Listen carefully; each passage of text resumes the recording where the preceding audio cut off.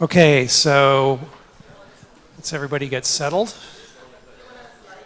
And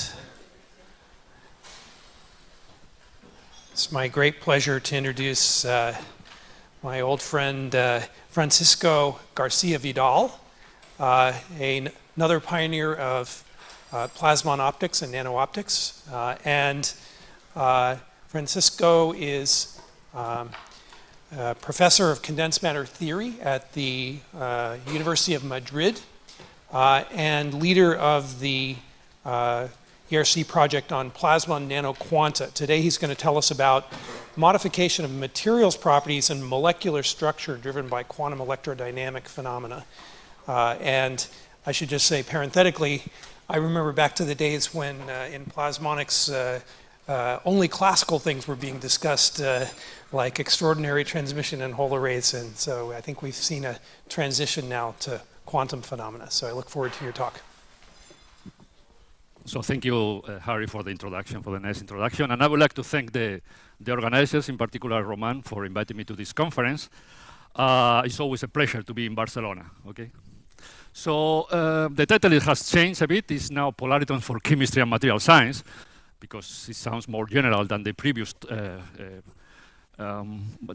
title. And then I have added a subtitle that is putting Polaritons to work in accordance with the aim of this conference.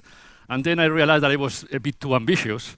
And then I put at least in theory. So what I'm going to present are theoretical results. So okay, so first I would like to acknowledge the work of some people in my group, in particular Johannes Feist, that he was a senior postdoc paid by this European Research Council grant, and now he has his own European Research Council grant, starting grant. My ERC grant ended in March, so it's going to be very difficult times for me to rely on the Spanish system.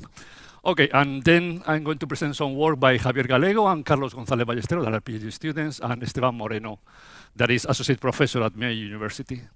So this is the outline of my talk. So first, because this is a very general audience, I will try to introduce strong coupling with organic molecules, and then the two parts of my talk, of my presentation, is one based on what we could talk about Polaritons for material science, exciton transport mediated by collective strong coupling.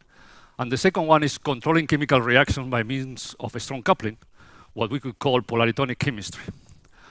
Okay, so let's start with the strong coupling. So this is an organic molecule, and if a photon impinges into these organic molecules, if the frequency of the photon is at the right energy, then you can have an excited molecule.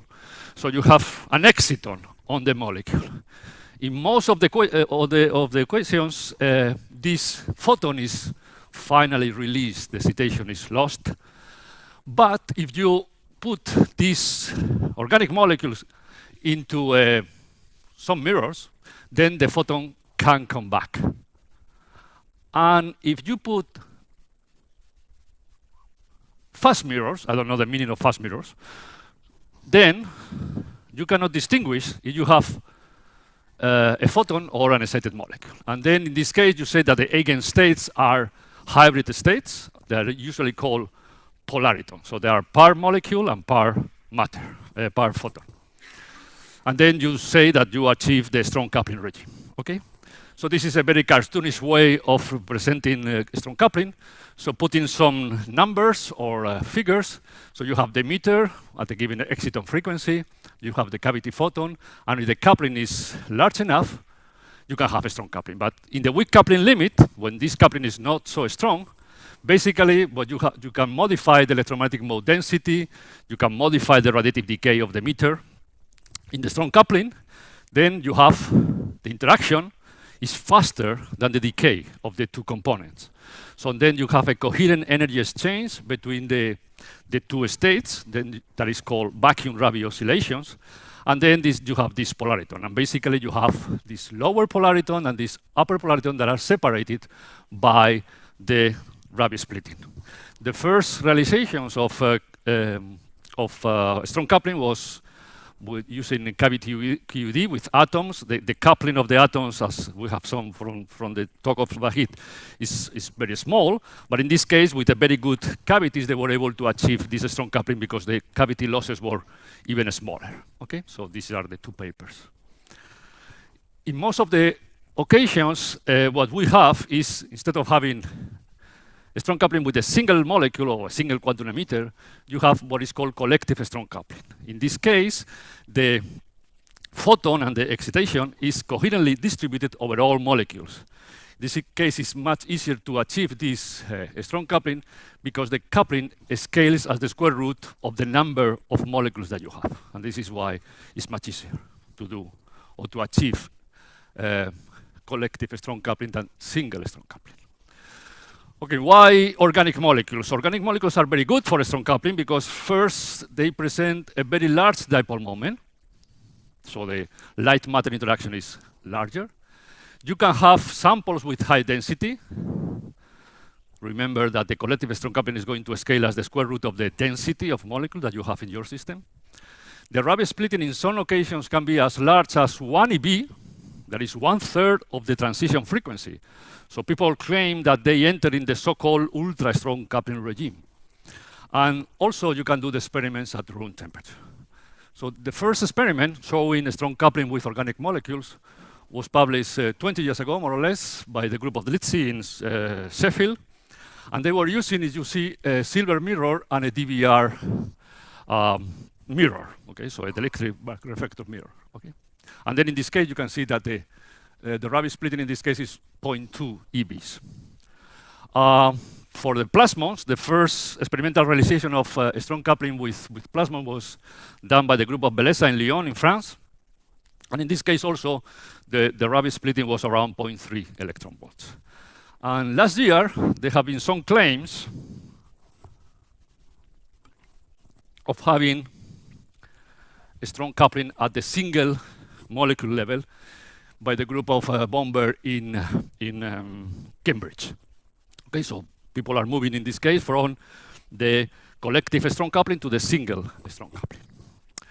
Good. So why is it interesting to have a strong coupling with organic molecules or with other quantum emitters? And the reason is that because these polaritons are hybrid light matter states, they inherit properties from both constituents. So from the light component, you have a extremely low mass, okay? And from the matter component, from the molecular excitation, you have mutual interaction. So you have basically non-linear effects. You have interaction between polaritons, whereas you don't have interaction between photons, okay? So there are a wide range of possible applications for these polaritons. In particular, people are very much interested on doing polariton condensation. The first experiment showing polariton condensation or lasing was achieved by the group of Littlewood in Cambridge 10 years ago. And for the case of organic molecules, the first experimental realization of a polariton laser was done by the group of Steve Forrest and Stefan Kenna-Cohen, okay, 6 years ago. Also, in our group, we are collaborating with Jaime Gomez-Rivas. It was in Amolf, and now it's in Doven. And then we demonstrated the first plasmon exciton polariton lasing. So instead of using a closed cavity as other authors, they have been able to create an open plasmonic cavity that is basically a two-dimensional array of silver nanorods, okay? And then the good point about this polariton laser is that the threshold is extremely low. You have an open cavity, so you have direct access to the cavity. And importantly, the lasing occurs in the dark mode with very low radiative losses. Okay, so this is one line of research into this area, that is to use organic molecules to take, let's say, polariton physics into new directions because they have a very large Rabi splitting. But I think that there is another alternative line of research that I think that is particularly interesting, that is to use strong coupling to take organic molecules or organic materials into new directions. So and in this case, I have to mention the two pioneering works by the group of Thomas Ebbesen in Strasbourg, that they have reported that you can modify chemical reaction rates at strong coupling. And also, and this is more tentative, that even you can increase the electrical conductivity of an organic material under strong coupling with whole array plasmons. So you can use QED effects like strong coupling to modify material properties or to modify chemistry. So with these papers, I mean, we were inspired to look into these two problems from a very fundamental point of view. So I'm going to talk about exciton transport mediated by collective strong coupling. Okay, so I think that I don't have to motivate the importance of the transport of excitons or excitations in physics or in science in general. For example, the process of photosynthesis starts with the absorption of a photon in an antenna-based plate, and then this photon, in the form of exciton, is transferred to the reaction center. Okay, so then this process, this exciton transport from the antenna-based plate to the reaction center is quite important. For example, there are some proposals for using excitonic transistor to replace electronic transistor with exciton transistors. And in organic solar cells, for example, the propagation length of the exciton is quite important for the efficiency of the organic solar cell. For example, in this experiment, they reported that just an increase of the diffusion length from 10 to 15 nanometers can increase the quantum efficiency significantly. Okay? So the idea is exciton transport is very inefficient in organic materials. The idea is, can we improve it by making excitons more photonics? And probably the answer, you know, that is yes. Okay, so this is our model. So it's basically our theoretical model of organic material is basically a one-dimensional chain of interacting emitters that are dipoles in our case in a cavity, and they are coupled to reservoirs. Okay, so we are going to introduce disorder in the orientation of the dipoles and also in the positions of these dipoles. Okay, good. So I think that this is the first Hamiltonian in this plenary talk. So this is the Hamiltonian describing the physics. That is quite easy. So you have your cavity mode, you have your excitons, you have the exciton cavity coupling, and of course you have the exciton hopping. That is the main mechanism of transport in the absence of the cavity. Okay, if you don't have a cavity, the transport is basically due to this exciton hopping. Okay, in this case, it's very easy to calculate the eigenstates of your system. Basically, you have, as I said, the lower polariton and the upper polariton, and because you have n quantum emitters, you have n-1 dark states. Okay, so these dark states are excitonic superpositions orthogonal to the bright state. That is the only one that is coupled to the cavity mode. Okay, so you can find details in these two references that appear at the same time in PRL. So, of course, you have coherent processes that are described by the Hamiltonian, but you have also incoherent processes. Of course, you have cavity losses, so the cavity is not perfect. You have also to take into account molecular decay and non-radiative decay. Because we are dealing with organic molecules, deep phasing is quite important mechanism. And because we want to simulate a kind of exciton transport phenomenon, we are going to excite the first molecule, and we want to see how much of this excitation is going to the last one in a typical transport experiment, let's say. It's a theory, but it's an experiment. Okay, so all these terms are represented as Limblad terms, the standard quantum optics frameworks, and we are going to measure this efficiency in the energy transfer by defining what we call exciton conductance. That is basically the efficiency of the energy transport. And this is not electrical current. Okay, so it's just energy, it's not current. We are not dealing with electrical conductivity yet. So we are going to work in the linear regime, so in the low pumping regime. Okay, and this is the main result of our research in this field. So it basically represents the exciton conductance as a function of the Rabi splitting. So for zero Rabi splitting, for very small, you are in the weak coupling regime.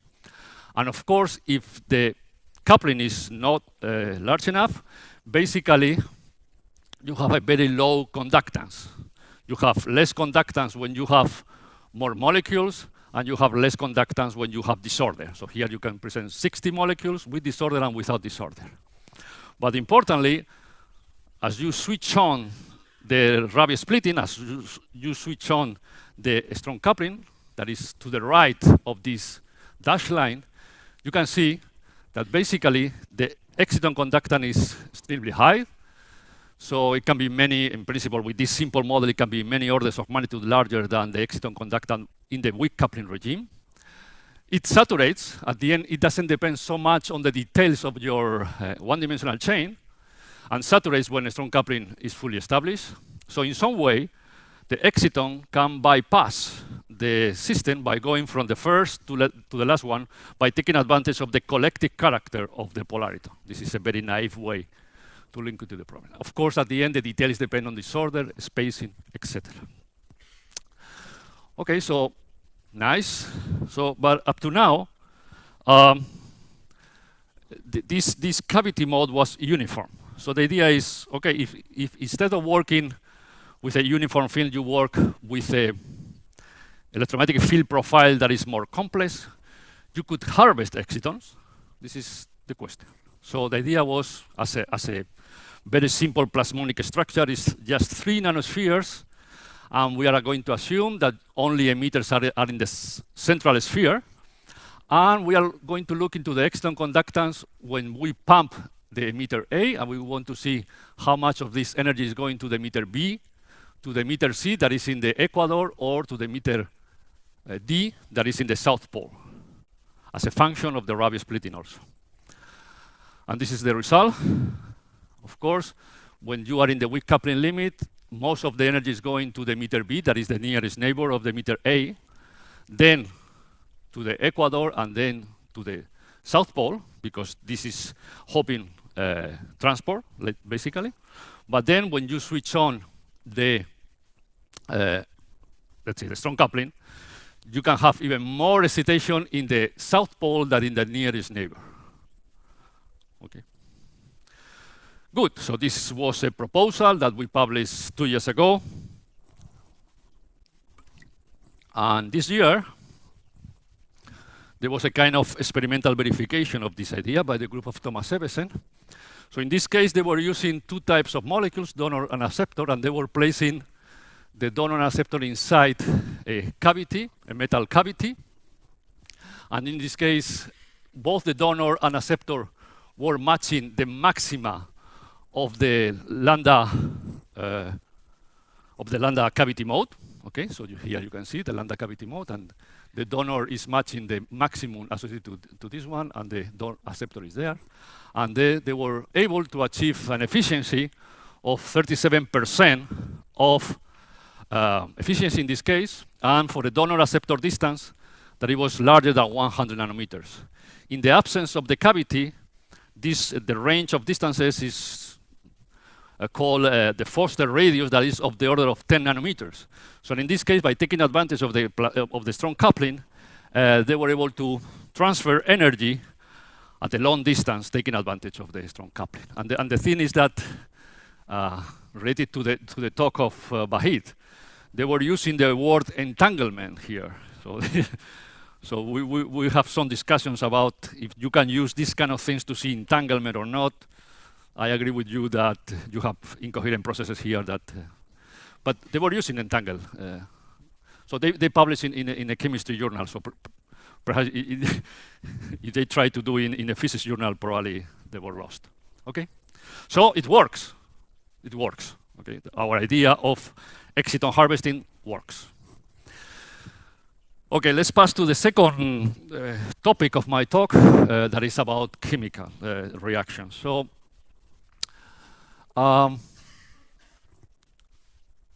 So the question is, what happens to molecular structure under strong coupling conditions? How are modified or can be modified? So the first question that we had to answer is how should we represent an organic molecules? You come from the quantum optics perspective, we used to use the two-level system. That, for example, for all the calculations of the exciton transport, we use this model, and it's okay. I mean, it's often fine. The problem is that it doesn't include structure. Another approach is to think of the organic molecule as a collection of harmonic or non-harmonic oscillator. This is good to equilibrium, but cannot describe chemical reactions.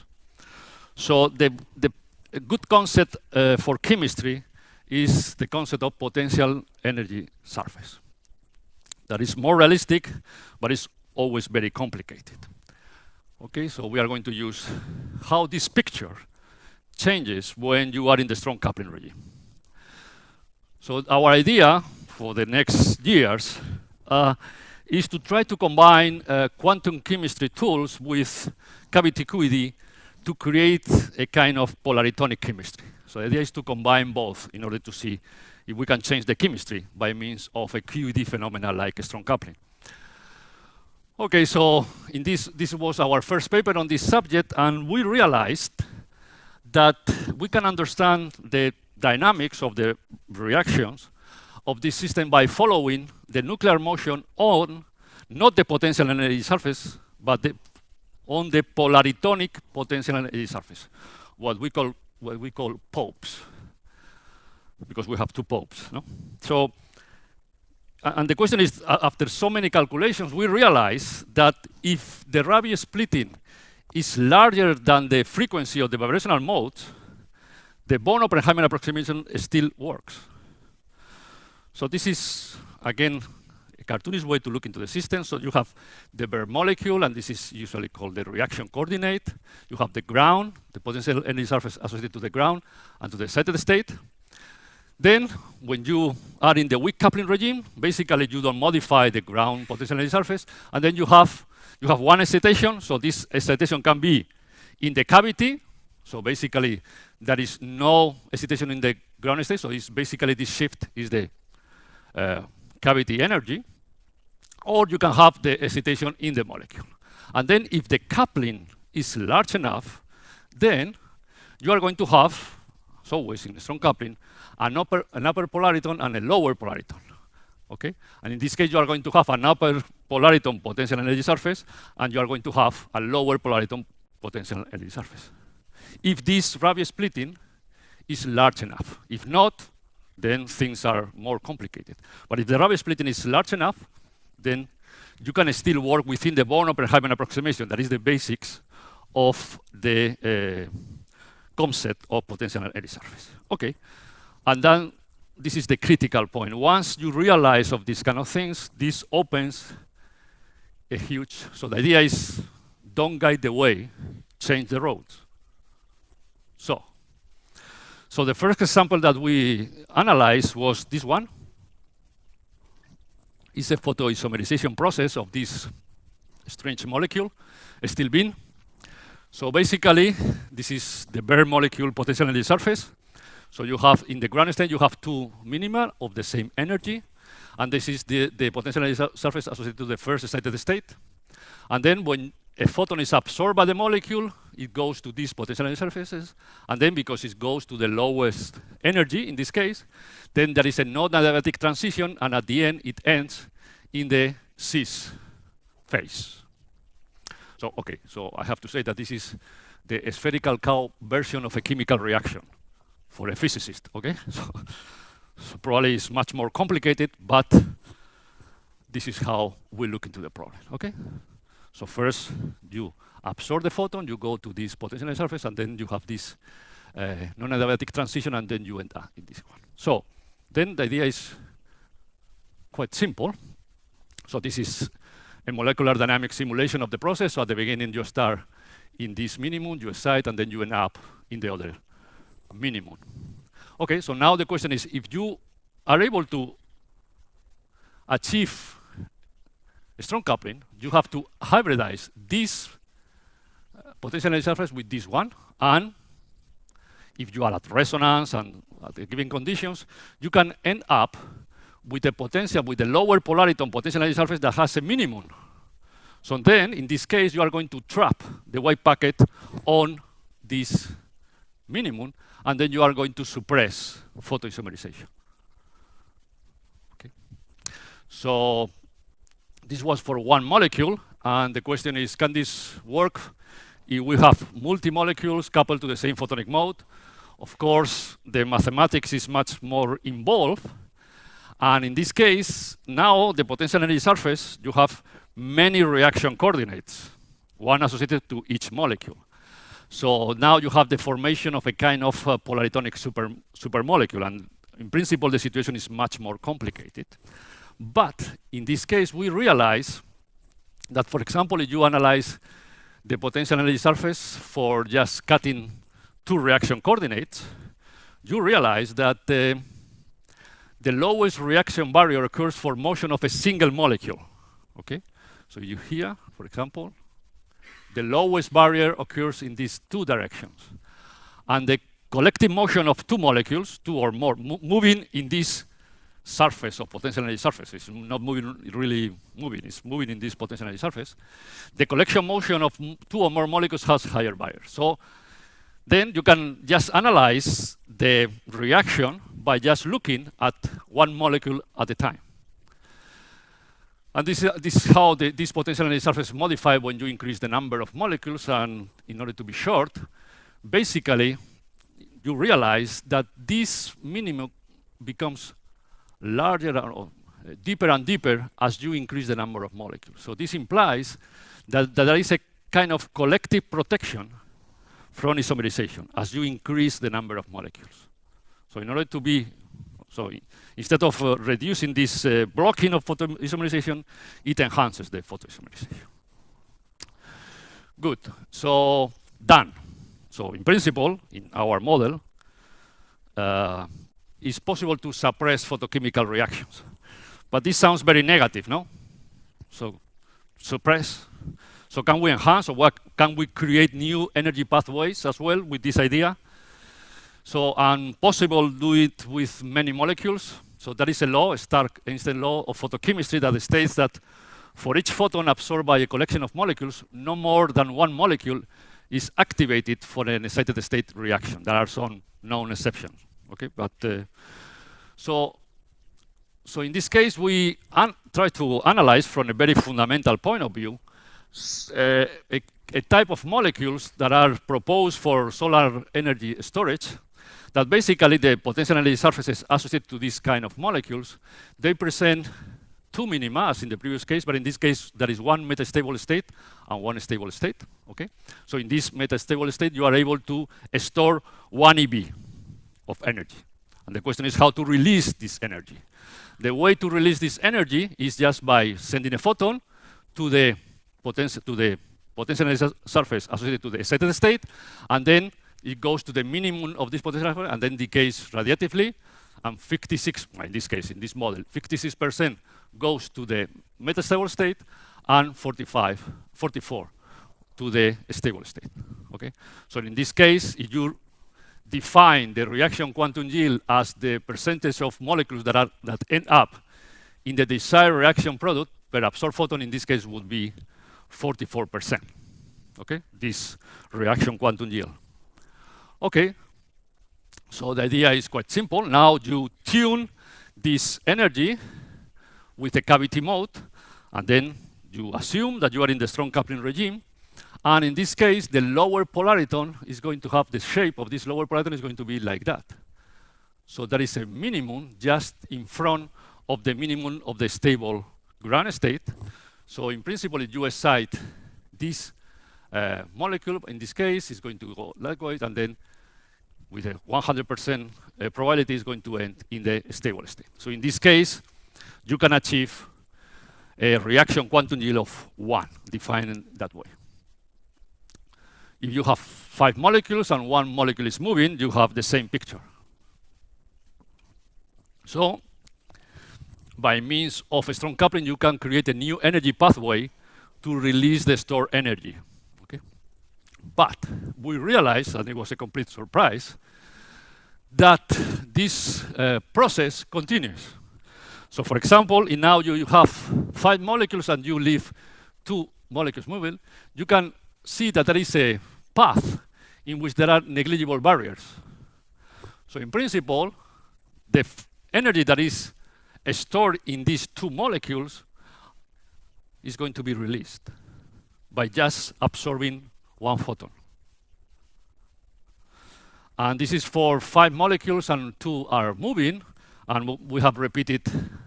So one interesting thing, the system relaxes to the lowest energy vibrational state, releasing the energy stored in the 2 moving molecules, and we have realized that this process continues. You can have, in this case, up to 50 molecules that are in the metastable state. You absorb 1 photon, and the energy stored in these 50 molecules is released within this process. So of course, when you increase the number of molecules, there is this collective protection effect that introduces barriers in the energy pathways. You can see here, no? That there are some barriers in this process. But in this case, we have realized that this potential energy barriers, the transition time to pass through these barriers is of the order of 1 picosecond. So this is quite important, this caveat, because in this process of many molecule reaction triggered by just 1 photon, the lifetime of the polariton is quite important. So in order to observe these effects, you have to have long-lived photonic modes, for example, in photonic crystal or microtoroidal cavities, with lifetimes that are comparable to the molecular excitations, because if not, this kind of things is not going to work. You need nanoseconds. So in this case, we have violate the second law of photochemistry, because we can demonstrate that a single photon can trigger the release of energy stored in the metastable states of n molecules. And this paper is going to appear in 2 weeks in PRL, but if you want to know more details are in the archive.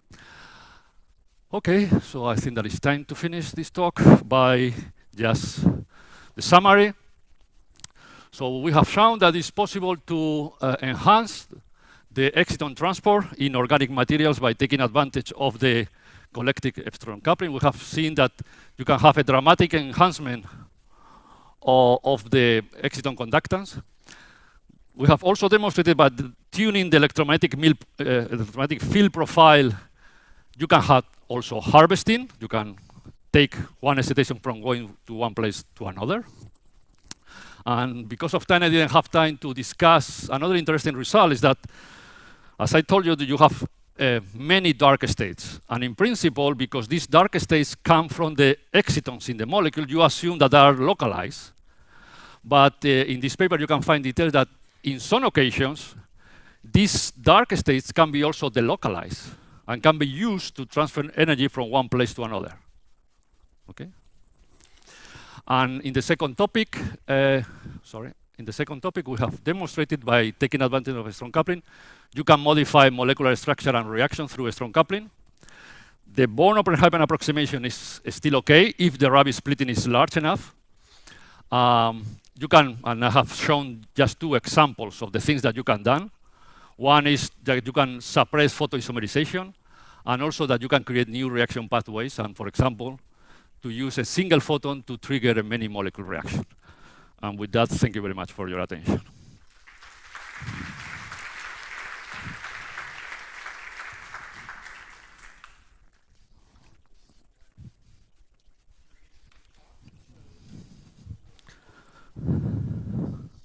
So we need a microphone here. Okay, there we go. Hello. Yeah, thanks very much. I have a question that I've always been carrying around with myself. You're the right person to answer that. So you explained very nicely that if you have a cavity with n molecules, then you get this polaritonic effect that goes with the square root of n. Mm-hmm. So the effect that one sees on a transmitted beam has to do with n molecules. And then when you now combine that to some kind of a photochemical effect, the way it was towards the end, the question is, how many of the molecules are actually undergoing some kind of a chemical effect?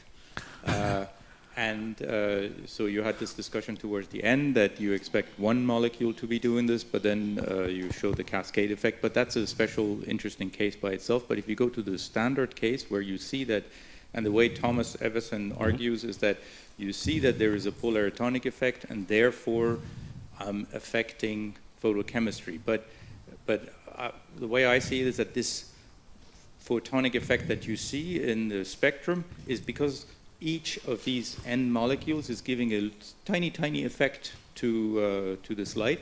And when they put them together with a square root of N, you get a large effect.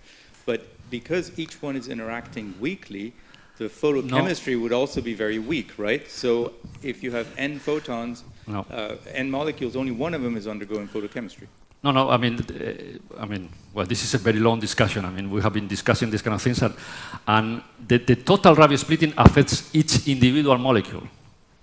So this is I mean, it can be demonstrated mathematically that the important quantity, even if you have a large collection of molecules, is the total Rabi splitting, not the contribution of each molecule to the Rabi splitting, let's say. Okay? So this is the only way to understand photochemistry. Because if not, so in your vision, it's like one molecule is in the weak coupling, no, with the cavity, but it's not. I mean, okay, I can discuss with you, but it was this has a long story. I mean, at the beginning, we thought also as theoreticians that the important quantity as regards chemistry or wherever it was the coupling of the individual molecule, but at the end, it's not. It's the total Rabi splitting. By doing models with 1 molecule, 2 molecules, 5 molecules, you discover that the important quantity is, this is in the PRS paper in 2015. So you want to hand the microphone just behind you, Vahid? Can you make a distinction between the new reaction pathways that you described at the end of your talk and photo-induced chain reaction, which actually tells you the same, that once you start a reaction with a single molecule, that is, it's very similar, but here the basic principle is different. It's the strong coupling. But in the other case, of course, this is why I said that it was not the first exception to the second law. I mean, there are chain reactions in which, but this is different. This is based on, let's say, a super molecule, whereas in the other case, it's just the chain reaction. Okay. Okay, over here. Thanks for the great talk. So I have a question concerning the polaritonic conductivity. Following Vahid's talk, you again stressed that the resonant energy transfer in the near field is irreversible. And I have to say that it's not clear to me why this is so. I mean, I have 2 molecules which couple via the near field. Why can't the energy come back? Where? So I have molecule A excited. Yeah. The excitation hops to molecule B. Yeah. And then when you say it's irreversible, maybe I misunderstand the notion of irreversibility, but I thought that means that the excitation does not come back to molecule A again.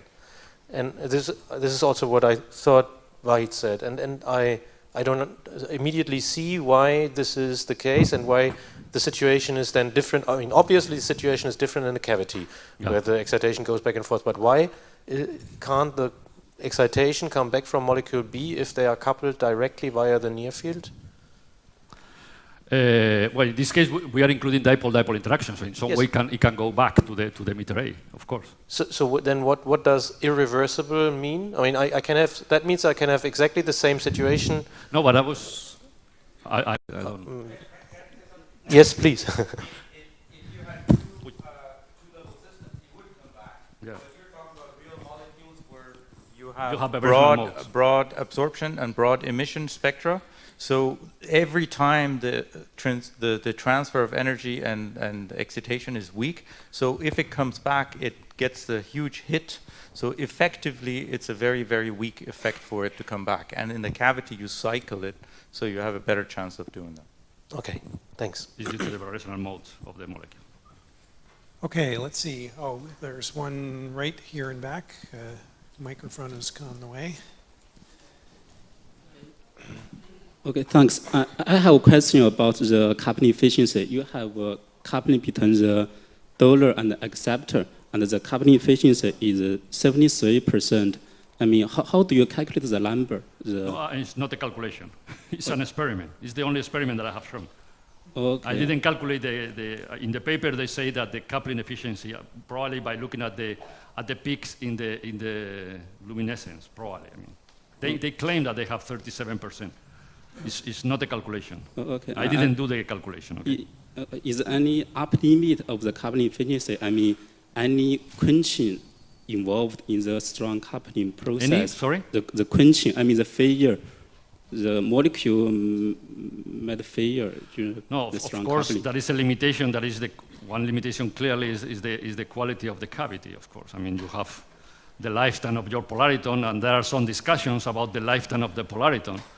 And because some people claim that the lifetime of the polariton is basically the lifetime of the excited molecules, other people like me think that because you have a polariton, the lifetime is dominated by the cavity losses that are of the order of femtoseconds if you are working with plasmons. So this is the main limitation, is basically the losses in the system. Okay, thanks. So I have one final question for you, Francisco, and that is about the Hamiltonian. And in your Hamiltonian, I didn't see terms that had a coupling to vibronic states. Exactly. And what is the outlook there? Is that sort of a hopeless task just because there are too many vibronic states and they're incoherent? Or is there any possibility of seeing coherence in the vibronic coupling? This is exactly what we are trying to do. I mean, Yeah. we included coupling to the vibronic mode in the losses, let's Right, say, yeah, the it's elastic essentially scattering. irreversible, yeah. But it would be very nice to include really but it's quite difficult. I Yeah. mean, you can imagine the number Yeah. of vibrational modes that you have. Yeah. Yeah, but we included as Lindblad terms in the incoherent processes. Okay. Yeah. Okay, good. Well, let's thank Professor Vidal once again.